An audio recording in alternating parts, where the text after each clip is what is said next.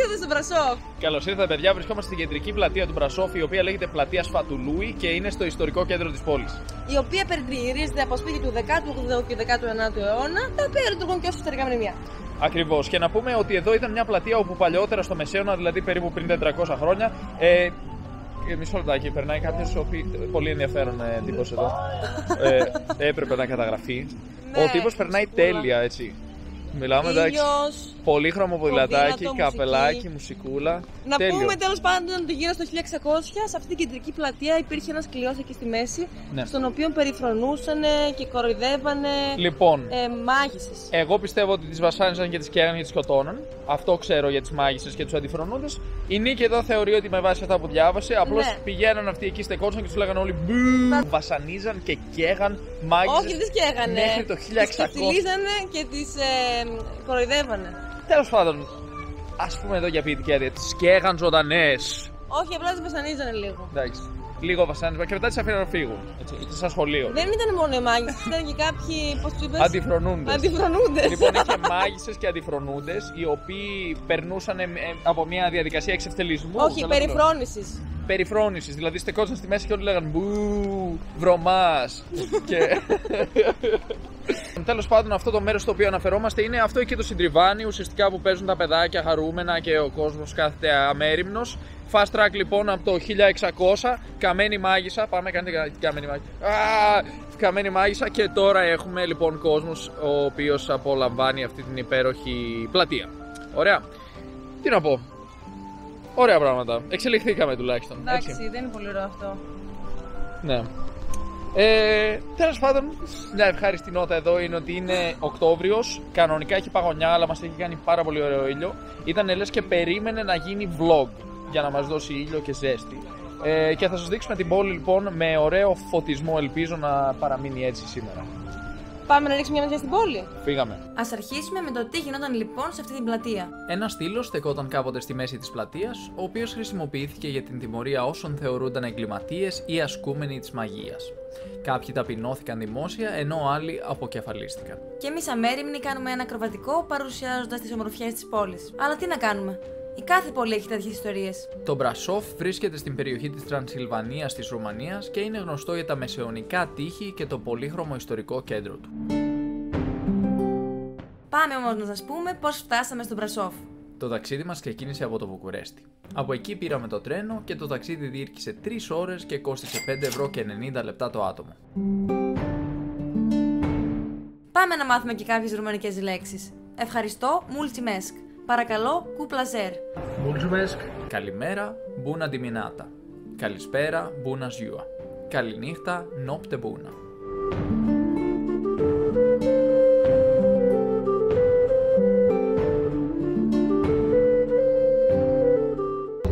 Μπρασόφ.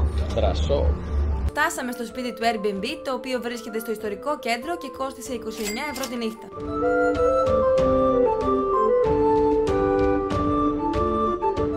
Παιδιά, να πούμε ότι εδώ στην πλατεία είναι γεμάτο εστιατόρια και καφετέριες, οι οποίες το Σαββατοκύριακο είναι γεμάτες μέρα και νύχτα, ενώ καθημερινές θα έλεγα ότι είναι γεμάτες κατά τη διάρκεια της μέρας και το βράδυ είναι λίγο πιο light.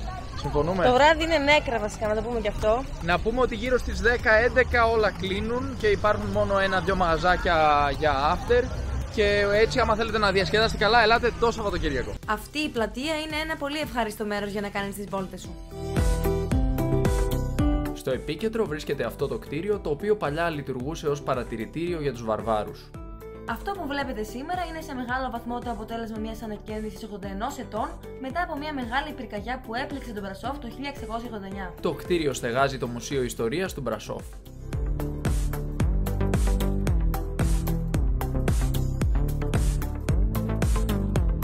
Όμορφο, έτσι, είναι ένα συντριβανάκι όπου μπορείς να πιείς νερό και να πλύνεις τα χέρια σου. Αυτό είναι χέρια μόνο. Μια βδία κάνα κατακόρυ. Go Greek! Βλέπω μια ταβέρνα. Go Greek. Πάμε να το ελέγξουμε. Πάμε. Ελληνικό μαγαζί νομίζω. Go Greek ταβέρνα. Για να ρίξουμε μια ματιά τι παίζει εδώ πέρα. Αλλά δεν βλέπω γύρω να έχει. Η αλήθεια είναι ότι φαίνεται πιο πολύ να έχει μερίδες. Μπορούμε να τους ρωτήσουμε αν έχουν και πίτα γύρω. Πάμε να ρωτήσουμε. Πάμε να ρωτήσουμε. Είναι κλειστό. Είναι κλειστό ακόμα, είναι 2 η ώρα, ανοίγουν μάλλον πιο μετά. Εδώ βλέπουμε τα υπόλοιπα μαγαζάκια, παιδιά, που μπορείτε να έρθετε. Έχουν και θερμάστρες. Εδώ είναι πολύ ωραία να έρθετε κατά τη διάρκεια της ημέρας. Είστε δίπλα στην κεντρική πλατεία. Εναλλακτικά το βράδυ επίσης μπορείτε να έρθετε. Έχει πιο πολύ κρύο όμως. Εδώ έχετε περισσότερο κόσμο το βράδυ. Ναι. Έχει αυτοπροστατευτικά ανέμου και φλόγιστρα για να ζεσταίνεται το κόσμος. Γιατί το βράδυ έχει πολύ κρύο εδώ πέρα. Μάλιστα αύριο θα έχει -2 βαθμούς και είναι Οκτώβριος. Βλέπω έχουν ανάψει τις θερμάστρες. Εδώ βλέπουμε ότι οι τιμές κυμαίνονται από 30 μέχρι 40 και 50 λέει. 30 με 50 λέει χοντρικά, δηλαδή για φαγητά. Πιο πολύ θα έλεγα 40 με 50 και αν πάμε σε πιατέλες μιλάμε για περίπου 120 αν πάμε σε πιατέλες για 2 άτομα. Αυτά περίπου τα κάνουμε δια 5 και βγαίνουν σε ευρώ. 4,9. Δηλαδή 4,9 κάτι, ναι, εντάξει. Λοιπόν, άρα ουσιαστικά, παιδιά, μιλάμε πολύ χοντρικά, γύρω στα 6 με 8 ευρώ μια μερίδα για να φάει κάποιος κάτι. Η μπύρα είδα είναι αρκετά φτηνή, παίζει από 2,5 έως 4 ευρώ, κάπου εκεί. Και αν θέλουμε κάποιο καφεδάκι και κάτι τέτοιο, αυτά είναι σχετικά φτηνά. Οπότε θα έλεγα, αν θέλετε να έρθετε εδώ να ξοδέψετε με την άνεσή σας, πιο πολύ το αλκοόλ είναι φτηνό. Το φαγητό όχι και τόσο. Αν άρα περιμένετε καλύτερα πολύ. να πίνετε μόνο. Ελάτε και πιείτε αλκοόλ όσο θέλετε, αλλά φέρτε φαγητό από το σπίτι. Λοιπόν, πάμε να συνεχίσουμε να περπατάμε τώρα και θα δούμε μια πολύ ωραία εκκλησία. Εδώ δίπλα στην κεντρική πλατεία, καταφτάνουμε συντόμως. Η Μαύρη Εκκλησία είναι πάνω από 600 ετών και είναι το πιο διάσημο μνημείο του Μπρασόφ. Είναι μία από τις μεγαλύτερες μεσαιωνικές εκκλησίες σε αυτό το μέρος της Ευρώπης και χτίστηκε από το 1385 έως το 1476, αντικαθιστώντας μία παλιότερη εκκλησία. Η Μαύρη Εκκλησία δεν έλαβε τη σκοτεινή της εμφάνιση ως αποτέλεσμα της πυρκαγιάς που έπληξε μεγάλο μέρος της πόλης το 1689, αλλά μόνο τον τελευταίο καιρό λόγω της ρύπανσης. Λοιπόν, εδώ βλέπουμε ότι χρειάζεται εισιτήριο για να μπούμε στην Μαύρη Εκκλησία. Το εισιτήριο είναι 15 λέει για να μπουν οι ενήλικες και αν είμαστε μαθητής ή συνταξιούχος 10 λέει, δηλαδή μιλάμε για 2 ή 3 ευρώ. Το σημερινό δημοφιλές όνομα λοιπόν είναι δημιουργία του 19ου αιώνα. Αποφασίσαμε να μην μπούμε σε αυτή την εκκλησία και συνεχίσαμε τις βόλτες μας. Να σημειωθεί ότι μέσα στην εκκλησία δεν επιτρέπεται η λήψη φωτογραφιών. Εδώ βρήκαμε και μία ψίδα. Αψίδα, πάμε να περάσουμε από κάτω. Και κάτι άλλο που μας έχει κάνει εντύπωση είναι ότι τα αμάξια σταματάνε στις διαβάσεις. Δεν έχουμε εδώ φανάρια, παιδιά. Είναι όλες διαβάσεις που με το που πατήσεις το πόδι σου σταματάνε τα αυτοκίνητα. Φοβερό. Με κατεύθυνση προς τη δασική περιοχή του Μπρασόφ, συνεχίσαμε να περπατάμε και είδαμε ένα τεράστιο γήπεδο και μέσα άτομα που αθλούνταν.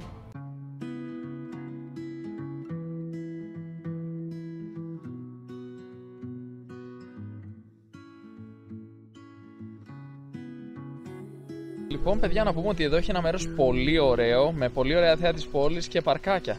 Έχει παρκάκια και έχει πίσω το βουνό με τα δέντρα που είναι πολύ όμορφο. Και έχει παιδικές χαρές για παιδάκια, οπότε όποιος έχει παιδάκι και θέλει να το φέρει εδώ, έχουμε μια παιδική χαρά. Και αν περπατήσουμε κι άλλο, μπορεί να βρούμε κι άλλη.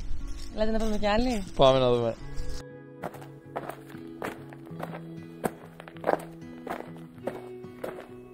Κάτι βλέπω εδώ.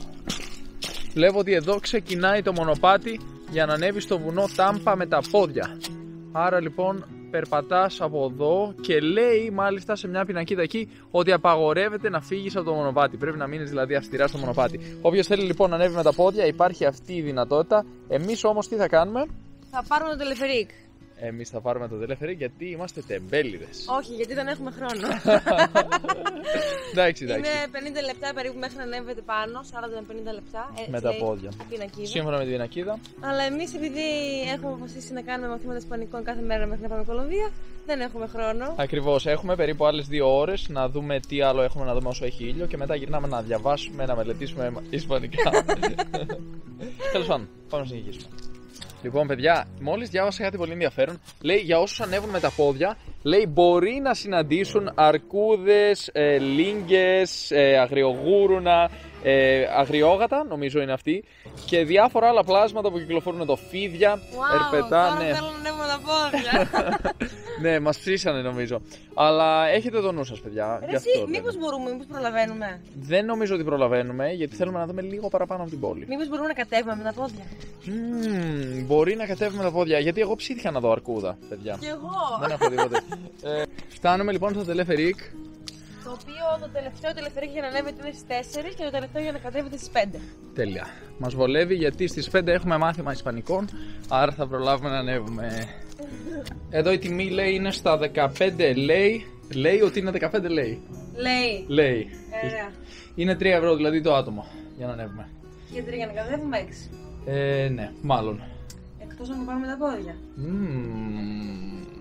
Δυστυχώς, παιδιά, δεν δουλεύει το τελεφερίκ. Αγνοήσανε μια μεγάλη πινακίδα εδώ που λέει ότι υπάρχουν τεχνικά προβλήματα. Ναι, δεν για μπορούμε να να ανέβουμε. Telecabina non funzioneazza revice tecnica. Αν κατάλαβα καλά λόγω των Ισπανικών και Πορτογαλικών που μιλάω, λέει πολύ απλά ότι η τηλεκαμπίνα δεν λειτουργεί και γίνεται κάποιο είδους τεχνική. Υπάρχουν τεχνικά προβλήματα τέλος πάντων, ναι. Αλλά επειδή δεν θα προλάβουμε να ανέβουμε τώρα με τα πόδια, μήπως να το δούμε με τον drone. Φύγαμε. Ανεβαίνοντας λοιπόν με τον drone, ήταν σχεδόν σαν να ήμασταν στο τελεφερίκ. Και εδώ ίσως να ταιριάζει η έκφραση: όσα δεν φτάνει αλεπού, τα κάνει κρεμαστάρια. Το βουνό Τάμπα περιβάλλεται σχεδόν εξ ολοκλήρου από την πόλη του Μπρασόφ. Το υψόμετρό του είναι 960 μέτρα. Το μεγαλύτερο μέρος του βουνού είναι δηλωμένο φυσικό καταφύγιο λόγω των σπάνιων ζωικών και φυτικών ειδών που βρίσκονται εκεί. Αν πάρετε το τελεφερίκ, θα είστε πάνω σε λιγότερο από 3 λεπτά και θα μπορέσετε να θαυμάσετε την εντυπωσιακή θέα της πόλης. Η επιγραφή Μπρασόφ τοποθετήθηκε το 2004.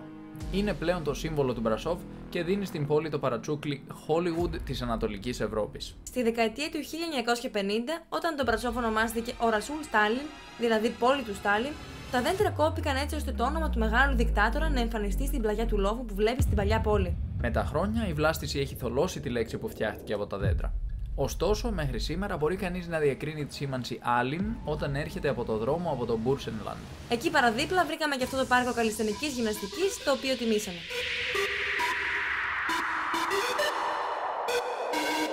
Στην καλλισθενική γυμναστική συμπεριλαμβάνονται ασκήσεις που δεν απαιτούν βάρη, αλλά χρησιμοποιείται το ίδιο το βάρος του σώματος για τη μυϊκή ενδυνάμωση. Ένα άλλο θετικό είναι πως οι ασκήσεις μπορούν να τροποποιηθούν για να ταιριάζουν σε οποιοδήποτε επίπεδο φυσικής κατάστασης, από αρχάριους ως προχωρημένους. Βελτιώνει όχι μόνο τη δύναμη των μειών, αλλά και την ισορροπία.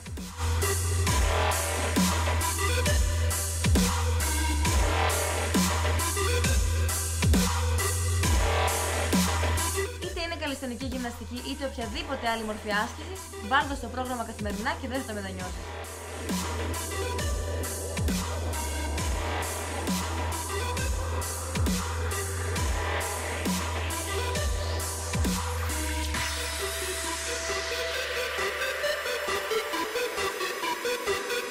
Και βέβαια δίπλα ακριβώς υπήρχε και μια καντίνα η οποία πρόσφερε κάτι σαν κρέπα.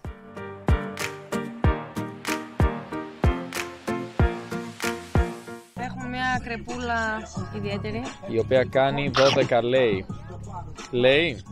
14 λέει. 14, 12 λέει κάπου εκεί. Μας βγήκε ουσιαστικά περίπου 3 ευρώ. Λίγο λιγότερο από 3 ευρώ, 2,5 ευρώ. Αλλά είναι αρκετά μεγάλο. Τέλεια. Είναι λίγο τυλιχτή, την κάνουν διαφορετικά από ό,τι εμείς στην Ελλάδα. Τέλεια.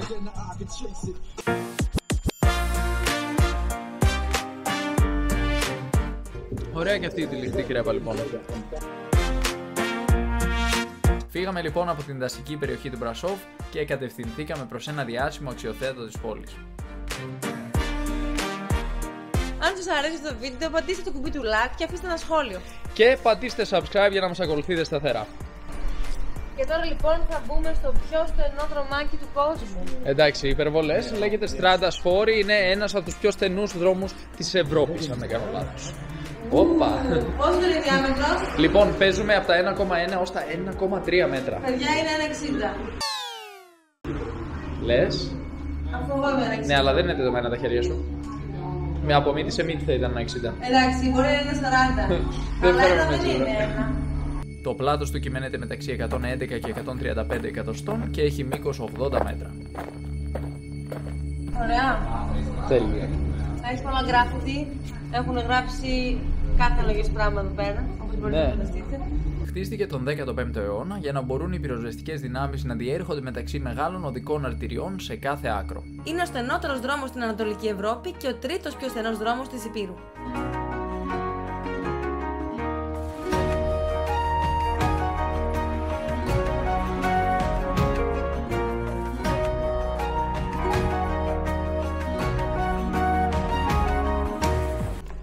Λοιπόν, οι εντυπώσεις μου από αυτό το δρομάκι είναι ότι έχει πολύ καλή ακουστική και έχει άπειρο κόσμο που περνάει πέρα εδώ συνέχεια για να βγάλει φωτογραφίες. Οπότε θα περιμένετε λίγο για να βγάλετε αν θέλετε φωτογραφία. Και στο τέλος η φωτογραφία δεν βγαίνει και τόσο ωραία. Αλλά εντάξει. Δρομάκος, εντάξει. Αμά να τουριστείς και με τις φωτογραφίες τους. Πραγματικά μιλάμε, έχουμε γεμίσει vloggers, youtubers παντού. Τι γίνεται? Όλη την ώρα με τα βιντεάκια, τις κάμερες. Μας έχουν πρίξει με τις κάμερες, like, subscribe, βίντεο. Τι είναι αυτά, απολαύστε λίγο τη ζωή σας, παιδιά. Και εδώ βγαίνοντας λοιπόν βλέπουμε ένα άγαλμα. Πολύ ενδιαφέρον. Όχι, εντάξει, ευχαριστώ, δεν είμαι και άγαλμα. Εντάξει, έχω δρόμο ακόμα. Λοιπόν, αυτό είναι ένα άγαλμα μιας δεμένης. Δεν καταλαβαίνω καλά, νομίζω αυτό είναι σκηνή. Δεν νομίζω, είναι φόρεμα. Φόρεμα σκηνή. Η νέα τάση της μόδας, παιδιά. Αχα. Φόρεμα σκηνή. Ναι. Για δέσιμο δηλαδή που λέμε. Είναι για δέσιμο. Άμα είσαι για δέσιμο, φοράς ένα τέτοιο και είσαι έτοιμος. Νομίζω δείχνει το δρόμο που είναι αυτό το στενάκι εκεί που ήμασταν προηγουμένως. Ο δρόμος Σφόρη που σημαίνει δρόμος σκηνή. Βλέπεις. Σφόρη λοιπόν παιδιά σημαίνει σκηνή εις πάγκος και έτσι αυτό δείχνει στο δρόμο σκηνή και είναι δεμένη. Και τώρα είμαστε στην πύλη της Εκατερίνης, η οποία χτίστηκε το 1559 και βλέπουμε ότι είναι μια χαριτωμένη πύλη, μια μικρή αψίδα και από πάνω κάτι σαν μικρό καστράκι. Ωραίο το μικρό καστράκι, πάμε να βγάλουμε μια φωτογραφία. Πάνω στην πύλη της Εκατερίνης μπορούμε να δούμε επίσης και το σύμβολο της πόλης, το οποίο βρίσκεται εντυχισμένο στο κέντρο του τοίχου, εκεί που βλέπουμε δηλαδή αυτό το κυκλάκι. Περπατώντας δίπλα στην πύλη της Εκατερίνης, λίγο παραπέρα βρεθήκαμε σε αυτό το ωραίο ριάκι και κατευθυνόμαστε προς τους πύργους. Δύο πύργοι οι οποίοι είναι πύργοι παρατηρητήρια. Ο ένας λέγεται Λευκός Πύργος και ο άλλος, αν δεν κάνω λάθος, λέγεται Μαύρος Πύργος. Από εδώ πέρα είναι για να πάμε προς το Μαύρο Πύργο. Ακριβώς, από εδώ ανεβαίνουμε στο Μαύρο Πύργο, ενώ αν συνεχίσουμε λίγο πιο κάτω και στρίψουμε αριστερά θα είναι ο Λευκός Πύργος. Εμείς ποιο πάμε? Πάμε στο Λευκό Πύργο. Πάμε στο Λευκό. Βρήκαμε και ένα πολύ ωραίο μπαράκι, φαίνεται ωραίο από έξω. Καφετέρια, λέγεται Τζούνο. Ωραίο, Πολύ όμορφο. Υπέροχο. Κρίμα που δεν έχουμε χρόνο να κάτσουμε και φυσικά είναι και λίγο άδειο τώρα, αλλά εντάξει, συνεχίζουμε εμείς. Συνεχίζουμε προς το Λευκό Πύργο. Να το έχουμε υπόψη μας αυτό το Τζούνο, αν ξανάρθουμε. Τι να κάνουμε, είμαστε στη Θεσσαλονικής. Έπρεπε να πάμε στο Λευκό Πύργο. Δεν αντέχαμε.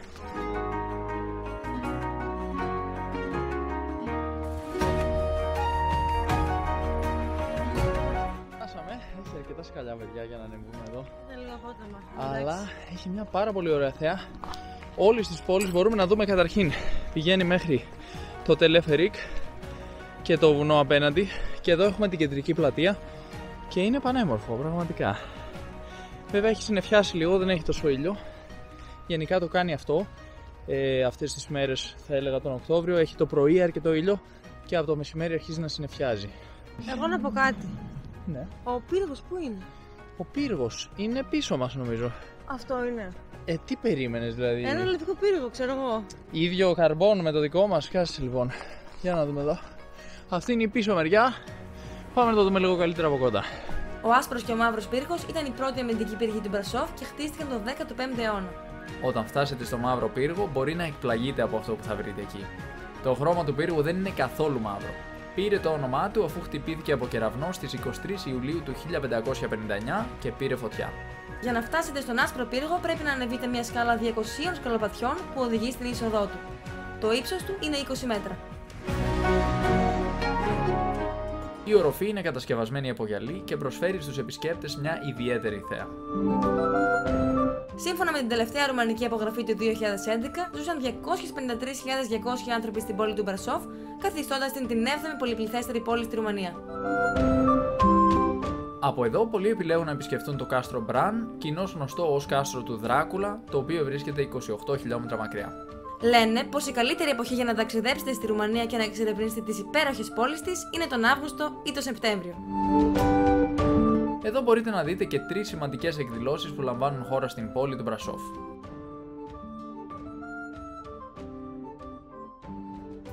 Λοιπόν, παιδιά, είμαστε εδώ πέρα σε ένα μαγαζί που έχει καραόκε. Έχει και πολλά άτομα που διασκεδάζουν εδώ πέρα. Διασκεδάζουν και χορεύουν ακριβώς εδώ μπροστά μας στο hall. Εδώ ακριβώς. Λοιπόν, έχουμε να πούμε ότι ήταν το μόνο ανοιχτό μαγαζί μετά τις 12.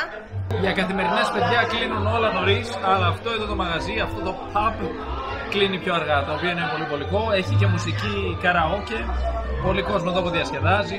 Και έχουμε εδώ πέρα το φαγητό μας που είναι μια σαλάτα που μοιάζει με χωριάτικη, αγκουροντομάτο θα την έλεγα με κρεμμύδι, και ένα μπέργκερ για τους πιο ανθυγιεινούς τύπους εδώ, τα οποία λειτουργούν ως ιστορικά μνημεία. Και να πούμε εδώ ότι για κάποιο περίεργο λόγο μιλάμε σαν δημοσιογράφοι που θα σας περιγράψουν τον καιρό. Καλώς ήρθατε στην κεντρική πλατεία του Εντάξει, Πατρονούι. είπαμε λίγη ενέργεια, δώσε λίγο. Καλώς ήρθατε στο Μπρασόφ! Ξανά. Καλώς ήρθατε στο Μπρασόφ! Καλώς ήρθατε στο Μπρασόφ! Βρισκόμαστε στην κεντρική πλατεία του Μπρασόφ, στην λεγόμενη. Σφατουλούι! Σφατουλούι. Μοιάζει με ρουσφέτη. Ρουσφετουλούι. Τέλος πάντων, σφατουλούι, ναι. Πάμε ξανά. Η σαλάτα ήταν χωρίς δρέσι. Χωρίς ελαιόλαδο, χωρίς βαλσάμικο, χωρίς τίποτα. Πάμε να δούμε κάποια από τα έξοδά μας κατά το ταξίδι μας στον Μπρασόφ. Εισιτήριο τρένο από Βουκουρέστι, 5 ευρώ και 90 λεπτά. Διαμονή ανανύχτα, 29 ευρώ. Ένα εισιτήριο λεωφορείου, 50 λεπτά. Ένα μπέργκερ σε μαγαζί, 9 ευρώ και 12 λεπτά. Μία σαλάτα σε μαγαζί, 3 ευρώ και 24 λεπτά. Ένα κοκτέιλ, 5 ευρώ και 70 λεπτά. Ένα γκλουβάιν, 3 ευρώ και 24 λεπτά. Μία μπύρα σε μαγαζί κατά μέσο όρο κόστιζε 2 ευρώ και 60 λεπτά. Μια γλυκιά κρέπα, 2,5 με 3,5 ευρώ. Μία πίτσα ολόκληρη σε μαγαζί, 5 ευρώ και 68 λεπτά.